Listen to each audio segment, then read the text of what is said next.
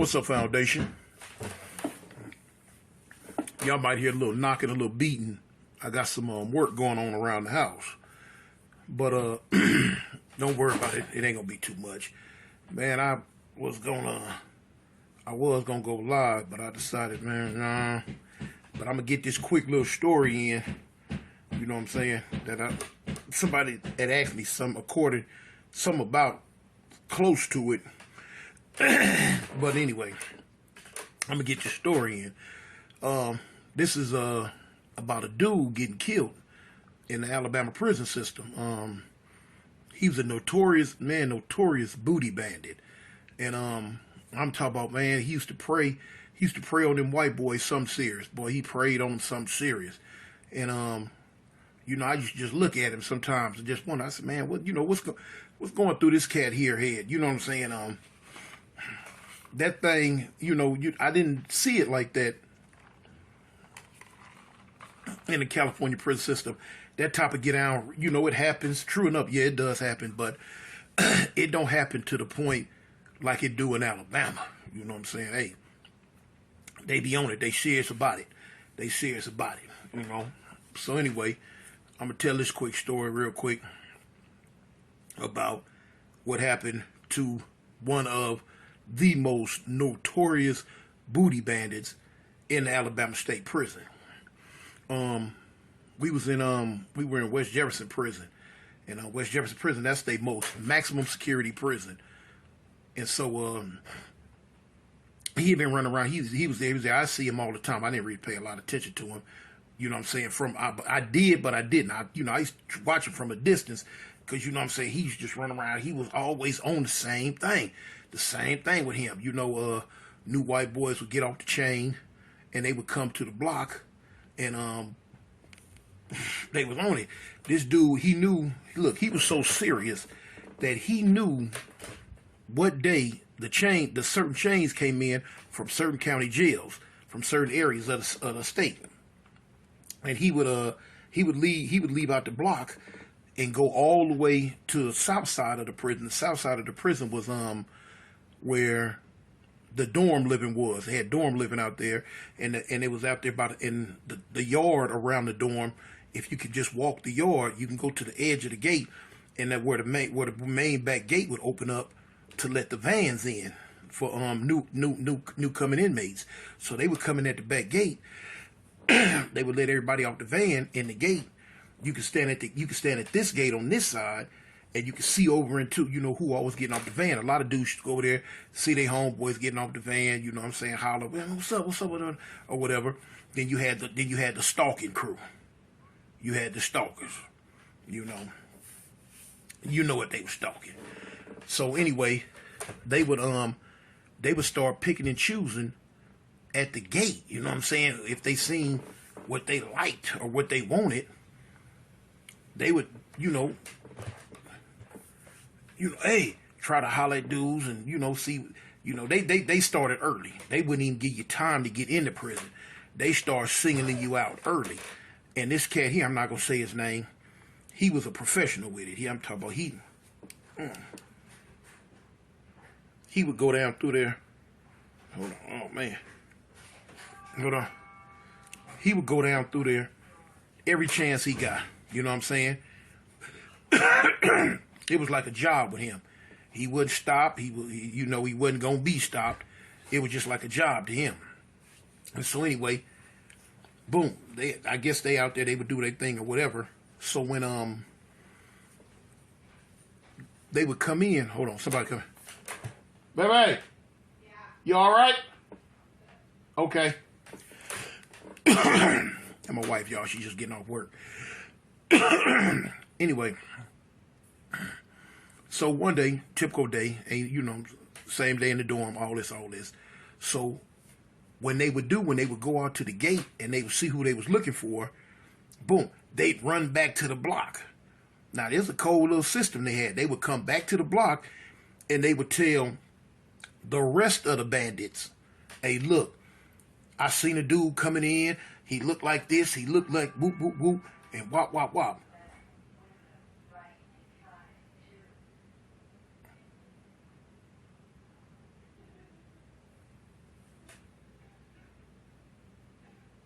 Baby, you at the window?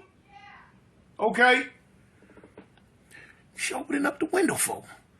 No, they ain't what. Look, I got the. If you open up the window, the alarm. If you open up the front door, the alarm gonna go off. If you open up the back door, the alarm gonna go off. If you open up a window, the alarms will go off. It's gonna tell you the window opening, the back door, the front door. And she had the window doing something. She just walked in from work. Somewhere sit down. Hey. Anyway, back to the story. So what they would do, they'd run back down the hallway. Now they would either pay the whatever inmate that was working in the shift office, the main shift office, to get whoever they was looking for sit down to the unit that they wanted them sit down to. Get them sit to whatever block they was in. If they was in 2 block, they'd go ahead and pay with the coffees. Man, I want this dude. He look like this. He look like that. I want him sent to 2 block, or 4 block, or 1 block, whatever block that they was in that they wanted them sent to. They would go ahead and pay the dude now, because the inmates was the ones who really did all the paperwork for real, for real. So anyway, then when they do that, they would run back down to the they would come back down to the unit that they was in, and they tell all the rest of the booty bandits, look, it's a dude coming, the white boy coming through the door. He looked like this, he looked like that. He belonged to me. I already paid for him. I'm letting y'all know now. Ain't nobody need to come, say nothing, do nothing, anything like that. So now, that was their thing. They knew how it went. All the booty bandits respected the rules of the booty bandits. Okay, now, they didn't ever try no black dudes like that. They didn't work like that with the blacks. They would only try the white boys like that. So anyway, what they would do, they would come in, when the dudes would come down the hallways, they got their mattress on their shoulder, and they got their property, your property come in what they call laundry bags. All your little property, you can't travel but with 2 laundry bags.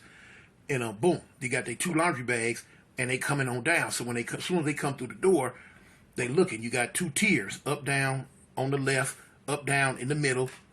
Up, down on the left, then up, down. Then you got some stairs. Then you got up, down, going across this backside on the left, on the right, like that. Then you got a big day room in the middle, shower downstairs and all that. Anyway, so here it is. These dudes were so bold. When the little white boys would come in, they'd run over there and grab their stuff from them. Grab the mattresses, and or either grab their property and tell, I got you, I help you. Come on, I know where you're going. Because they already know what cell they going to. But they ain't finna take them to the cell where they supposed to go. They finna take them to whatever cell they want to take them to, so they can just do whatever they want to do. You know what I'm saying? And sometimes the white boys would go for it. They'd actually follow their property. Or, sometimes they buck. Sometimes, man, what you doing, man? Get my stuff. Something, you know what I'm saying? And it just would happen. They wouldn't follow that cell. They'd go into their cell, and dudes had to follow them to that cell. And I've seen some crazy stuff, man. I'm talking about, wow. Now, if they followed their stuff to that cell that the dude was taking them to, they seen a bad day. As soon as they get up in the cell and the door closed, they finna get beat down. They gonna go in as Todd and come out as Toddalina. Whatever, So boom. This one incident, this one dude, the Notorious, but I'm gonna call him Booty Bob. This dude, Booty Bob. I'm gonna call the dude. I ain't gonna say his real name. I'm gonna call him Booty Bob. He was the worst one in the whole prison. The whole prison knew about him. The police knew about him. Everything. Booty Bob didn't play. Booty Bob, big old black dude, man. Booty Bob was about 6'2". You know what I'm saying? He black as the ace of spades. He's black as the devil's heart. He been on that iron pile, cut up. You know what I'm saying? And he wasn't no punk. Booty Bob wasn't no punk now. You know what I'm saying? You have to go down through there with him. But now, Booty Bob wasn't finna get into it with no regular dudes about nothing but one thing. If you go to messing with Booty Bob's boys, all the little sister dudes he done gathered up, he had about 4 of them. They would walk to the child together. He'd be in the front, and they'd be walking right in back of him like little ducks. Quack, quack, quack, quack, quack, quack, quack. All of them sat at the table. Boom. When he sat down, they sat down. They all showered together. When Booty Bob get in the shower, all four of his boys get in the shower too. They all had to shower together. Booty Bob making sure wasn't no other so-called real men in the shower with him. Couldn't get in the shower with him. So bang, that's how it was. And Booty Bob, boy, man, you had to kill him. He'd kill you about one of them. He'd kill you about one of them. Them boys don't talk to nobody, don't come out themselves. None of that. They wouldn't do none of that. Booty Bob had a cold program going on. He was a jailhouse pimp for real. Time goes on, man. Time goes on. Booty Bob pulled this stunt one day on the chain coming in. Chain come in, and at this time we were sleeping 3 to a cell. Yeah, they used to have us 3 to 1 cell. I'm talking about bump. They had put a whole nother bed in the cell, welded it up. I'm talking about you get up there, man, your nose and chest dang near touching the ceiling. Man, it was crazy. But anyway,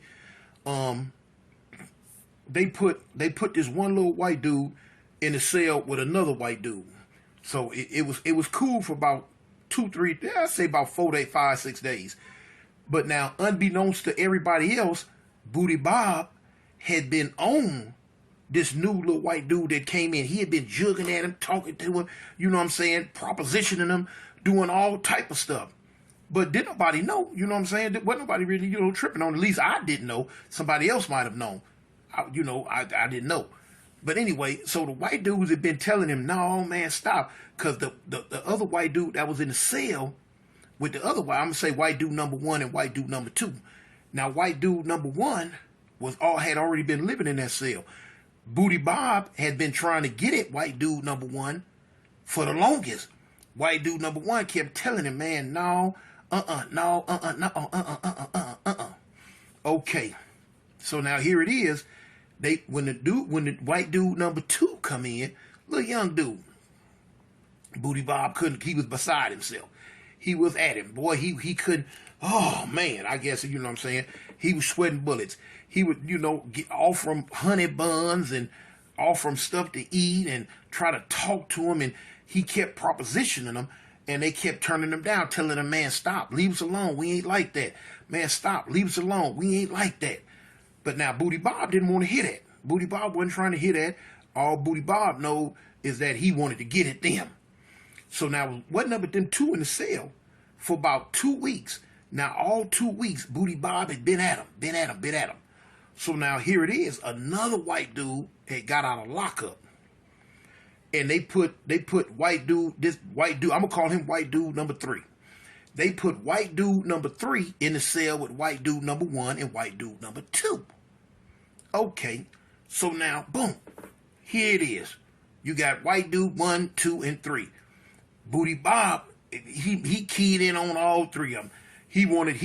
Booty Bob wanted to have an orgy or something, I guess. I don't know what was wrong. He's a sick individual. But now, he wanted to go down through there with all 3 of them. So I guess white dude number 1 and white dude number 2 had told white dude number 3 about Booty Bob. They pressing him. Now come to find out, white boy number 3 was a killer in his own right. Booty Bob didn't know. He didn't look like no killer. He looked just like white boy 1 and white boy 2. And all 3 of them looked like goof troops. You know what I'm saying? Pee Wee Hermans. But white boy number 3 had a mental problem. He had a mental problem. Boom. You know what I'm saying? Now, Booty Bob had a mental problem too. But now, white boy number 3, mental problem was volatile. So I guess, white boy 1, white boy 2 told white boy 3 about Booty Bob. And he was like, I guess he talked him, pumped him up. I guess, you know what I'm saying? And today, look, we finna do something about this cat right here. We ain't going for it. We ain't not going for it. It gotta stop.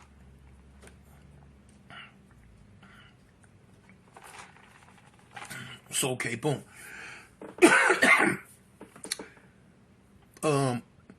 From what boom. White boy 3 get it white boy 1. He tell white boy 1, man, this Friday on the late night, you go ahead and start holding a conversation with Booty Bob. Make Booty Bob think you like him. We gonna get Booty Bob in the cell. Now at this time, we locked down at 10 o'clock. Regular lockdown was 10 o'clock. On the weekends, Fridays and Saturdays, we locked down at 2 in the morning. You know what I'm saying? We pretty much could run around, do whatever we want to do all night long. The security was so lax, sometimes they wouldn't even lock down till breakfast, and probably wouldn't even do it then. The door stayed popped open, whatever. You can do what you want to, man. It's supposed to be a maximum security prison too, man, to Alabama. But anyway, make a long story short, they tricked Booty Bob in the cell. And it was after lockdown. Didn't nobody really know what was going on. I guess they, told Booty Bob they was going to do whatever they was going to do with him. And, all three of them wanted him or whatever, you know what I'm saying? But now, Booty Bob took his stupid butt on up in his cell with 1, 2, and 3, white boy. So, bing. Didn't nobody hear nothing about it. Didn't nobody know. You know what I'm saying? It wasn't no hollering. It wasn't no screaming. It wasn't no nothing. Didn't nobody know. When they racked the doors for breakfast, we locked down at 2.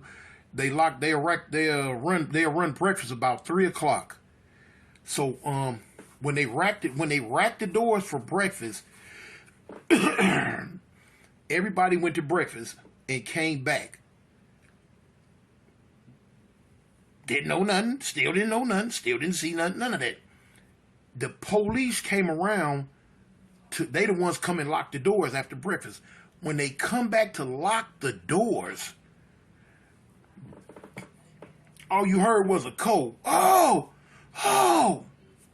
You heard the police hollering on his walkie-talkie. Code red. Whoop, whoop, whoop, block. Whoop, whoop, whoop, block. Come now. So here come the little goon squad like police running. They run up in the block, tell everybody, get back. They shoot up the stairs, and they go to white boy 1, 2, and 3 cell. It was horrible, y'all. It was horrible. Man, they had tricked Booty Bob in the cell and killed him. They killed Booty Bob. They had literally took their time killing him. They had took a knife and they had literally cut Booty Bob's head off. They cut Booty Bob's head off, man. They had opened Booty Bob's stomach up and pulled all his intestines out. They had dug his eyes up out his head. They dug his eyeballs up out Booty Bob's head and had his eyeballs in a cup. They had took his blood and wrote devil worshiping stuff all on the walls of the cell. Just wrote all kind of satanic stuff on the wall. They had his guts strewn all over the floor, everywhere. And blood was everywhere. It was bad, man. It was bad. They did Booty Bob bad. They cut his genitals off. They had his genitals sitting in the sink. Boom. All three of them was covered in blood, like they was little puppies playing in the mud. They did Booty Bob bad. Killed Booty Bob dirt dog dead. You know what I'm saying? Now when I say they cut Booty Bob's head off, it wasn't completely severed, but it was all the way gone. It wasn't nothing but hanging on but the bone. They split his throat, everything, man. Everything. Cut it. Oh, wasn't nothing in it, man. Man, like I say, intestines gone everywhere. They did Booty Bob bad, y'all. Woo.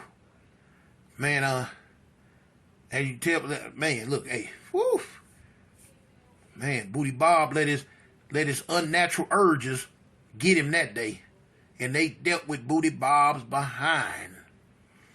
Man, them white boys probably still on death row right now today. Yeah, they still, matter of fact, they still on death row. Yeah.